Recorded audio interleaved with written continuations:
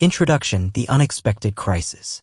Dr. Samuel Cohen has been a respected cardiologist in Chicago for over 25 years. His life was devoted to science, medicine, and a rational understanding of the world. But on a cold morning in January 2024, everything changed. As he walked into the hospital for his early shift, Samuel felt an intense pressure in his chest, a crushing weight that stole his breath. He collapsed on the hospital corridor, his heart stopping for nearly 4 minutes. What happened during those moments would challenge everything he believed. The collapse and the medical reality. Paramedics rushed in swiftly, performing emergency CPR. Dr. Cohen's colleague, Dr. Miriam Gold, was among the first responders and immediately took charge. They managed to stabilize him and rush him to the ICU, where machines beeped steadily, recording the miraculous return of his heartbeat. Doctors marveled, how could a man's heart stop and then restart with no lasting damage? But Samuel's mind was elsewhere, drifting beyond the clinical reality of hospital beds and machines. The realm of light, beyond earthly boundaries. In the abyss of unconsciousness, Samuel found himself in a place utterly unlike the physical world. There were no walls, no ceiling, no earthly markers, only a vast, infinite realm of brilliant light. This light was not blinding but welcoming, alive with consciousness beyond words. Samuel felt himself whole, yet more aware than ever before. Memories, emotions, and truths unfolded around him like a living tapestry. The figure in the light, a presence like no other. From the radiant light, a figure emerged, a man with olive skin, deep, compassionate eyes, and a beard reminiscent of ancient portraits. Samuel knew who this was, though his medical and cultural training had taught him to reject the idea. This was Jesus, Yeshua. Not as a myth or symbol, but as a living, loving presence who spoke directly to Samuel's soul. Confronting doubts and prejudices. Samuel wrestled with disbelief. A lifelong skeptic and scientist, he had studied religious texts academically but dismissed spiritual claims as superstition. Yet here, in this timeless space, there was no room for doubt, only profound truth. The man before him spoke not with condemnation but with sorrowful love. "Samuel," he said, "you know who I am." The words pierced through the layers of defense Samuel had built his entire life. The scrolls of life, a mirror to the soul. Jesus showed Samuel the scrolls of his life, not literal parchments, but a vivid replay of every moment. Joys, regrets, acts of kindness, and moments of selfishness. Samuel saw himself as a young boy questioning the existence of God, a man devoted to curing hearts yet blind to his own spiritual needs. He saw every patient he treated, every time he dismissed faith as irrelevant. The prophecies revealed Isaiah and Zechariah in a new light. Jesus revealed the ancient prophecies Samuel had studied all his life. The suffering servant of Isaiah 53 and the pierced one of Zechariah 12 were not metaphors or collective symbols, they were him. For the first time, Samuel saw these passages as a personal invitation to understand the Messiah not as an abstract idea but a person who had come to fulfill God's promise.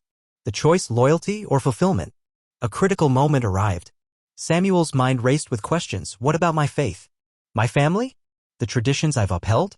Jesus asked simply, "Will you follow me?" It was not a command but an invitation, an offer of grace that would reshape Samuel's entire existence. Returning to life, the awakening. Samuel awoke in the ICU, gasping for air. Machines and beeping monitors surrounded him. Dr. Gold was at his side, tears in her eyes. "You're back," she said. "You were gone for almost 4 minutes." The doctors called it a medical miracle. Samuel called it a revelation. The aftermath: sharing the unshareable. How do you explain meeting Jesus when your life has been defined by science and skepticism? Samuel struggled with fear and confusion but knew he could not remain silent. He began sharing his story with colleagues, friends, and strangers. Some scoffed. Others listened. A new mission bridging science and faith. Samuel did not abandon medicine or reason. Instead, he embraced a new mission to bridge faith and science, tradition and revelation. He began speaking at interfaith forums, studying scripture with new eyes, and working with messianic communities. Samuel's experience challenges us all to reconsider what lies beyond death. It is not an abstract idea or fearsome judgment but a meeting with truth, love, and grace. His final message is clear: when we open our hearts, even for a moment, we encounter a presence that changes everything. In the bustling city of Chicago, where skyscrapers pierce the sky and the pulse of life never slows, Dr. Samuel Cohen began his day like any other. A cardiologist by profession and a man devoted to science, reason, and medicine for over 25 years, Samuel had never questioned the certainty of his worldview.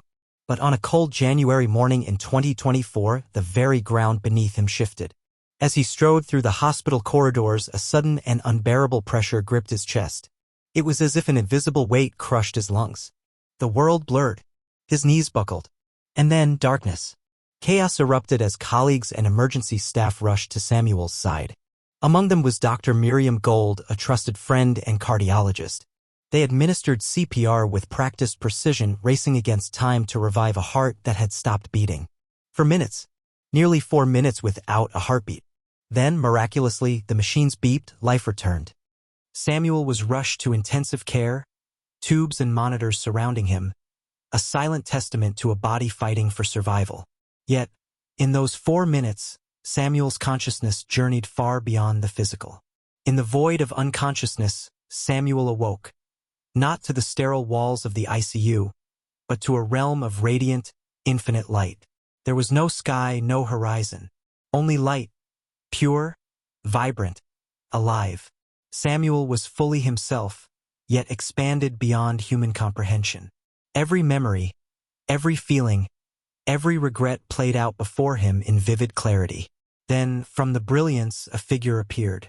A man with olive skin, eyes deep with compassion and wisdom, a beard reminiscent of ancient prophets. Samuel knew immediately, though his mind had resisted for decades, this was Jesus, Yeshua, not as a myth, not as doctrine, but as a living presence who looked upon him with a sorrowful, loving gaze.